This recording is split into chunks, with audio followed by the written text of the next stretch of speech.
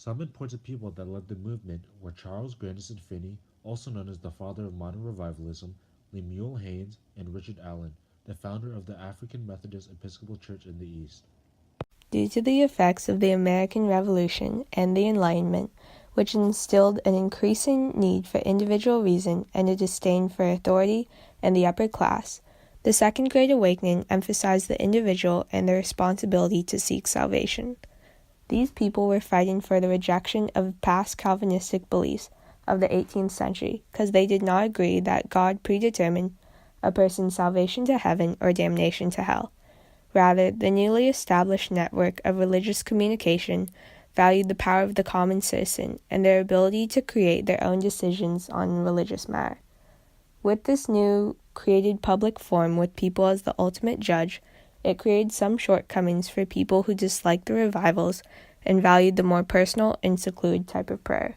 This layer created more division between Americans, as the large number of people in the revivals allowed the masses to potentially being misled to follow the popular religious ideas over the truth. Great Awakening. One of those would be the temperance movement, which hoped to reduce and or eliminate people's consumption of alcohol. And this reinforces the idea of heaven on earth. How can you have a stable family home and how can you have a godly society if everybody's drunk all the time? So, the most important reform on top of the temperance movement associated with the Second Great Awakening was the abolitionist movement. Leaders such as Harriet Beecher Stowe, who wrote the Uncle Tom's Cabin, and other leaders led the Second Great Awakening to its peak. So many people came to believe that everyone's life was equally valuable. They became more and more involved in the idea that slavery should not exist and that people who were enslaved had souls and that they were just as worthy of salvation as anyone else who was free.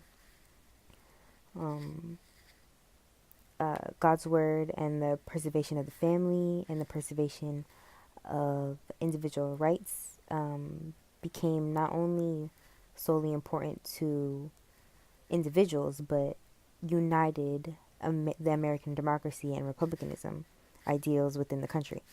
So slavery should not exist. People thought that this idea was more relevant. People didn't think of it as such of a radical idea. And people who were really motivated by their faith in God and their faith in trying to create heaven on earth and a better society campaigned really strenuously for the end of slavery and ultimately were successful. The Second Great Awakening